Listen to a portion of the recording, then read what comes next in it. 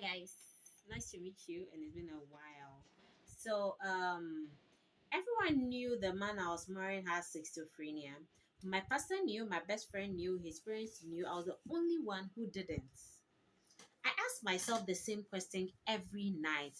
How many people watched me walk down that aisle knowing my life was about to change forever? One man I met my husband, I believe God had finally answered my prayers. He wasn't a random man I met online.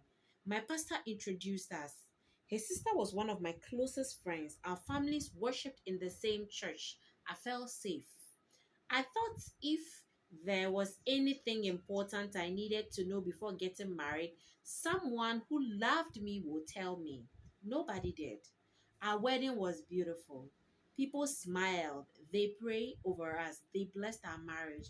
Looking back now, I wonder how many of those people were praying their secrets, had no intention of sharing.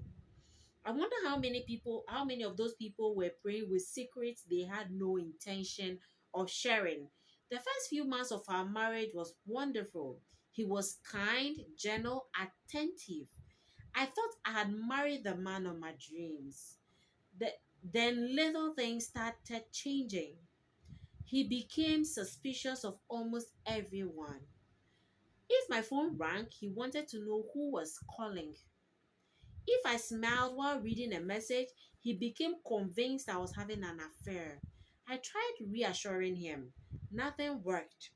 Then the accusations became stronger and stranger. He insisted our neighbors were watching us.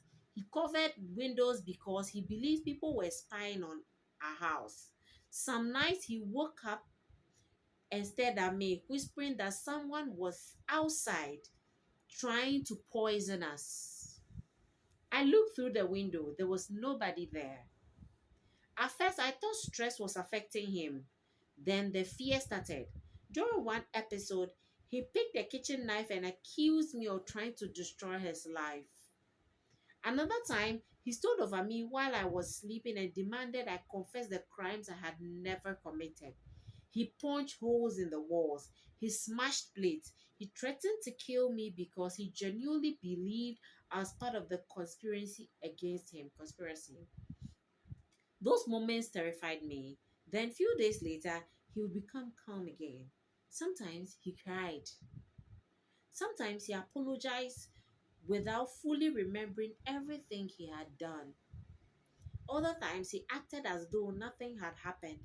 It felt like living with two different people, the loving husband I married and the frightened man whose mind convinced him I was the enemy. Eventually, I insisted we see a doctor. That was when my entire world collapsed. The doctor looked at me with surprise and asked, "Didn't his family let you know he has schizophrenia?" I didn't answer because I had never heard those words before. That was the day I learned my husband had been diagnosed years before we had met. His parents knew, his siblings knew, my pastor knew, my friend, his own sister knew. Everyone knew except me. When I confronted them, no one denied it. Some said they believed God had healed him. Others said they didn't want his diagnosis to stop him from getting married. One person even told me, "If we had told you, you wouldn't have married him." Exactly. That should have been my choice, not theirs. Please don't misunderstand me. I don't believe people with living with schizophrenia are unworthy of love or marriage. They deserve love, respect, treatment, and support like everyone else.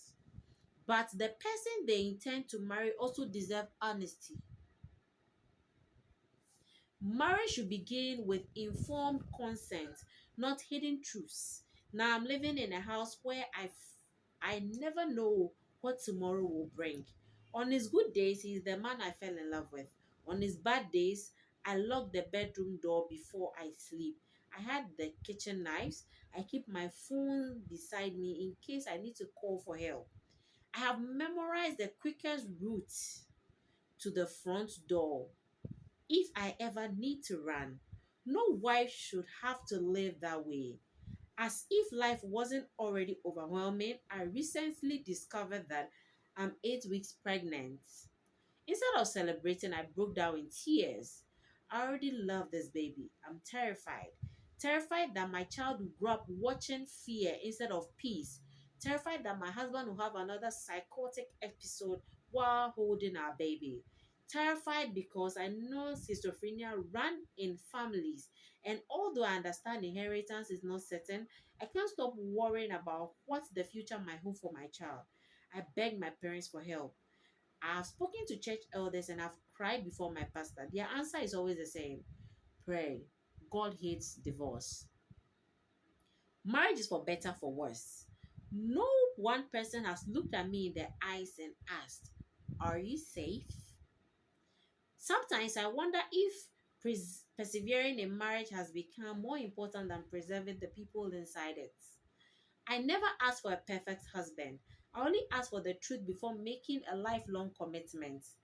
If they had trusted me with the truth, I would have made my own decision. Instead, they made it for me.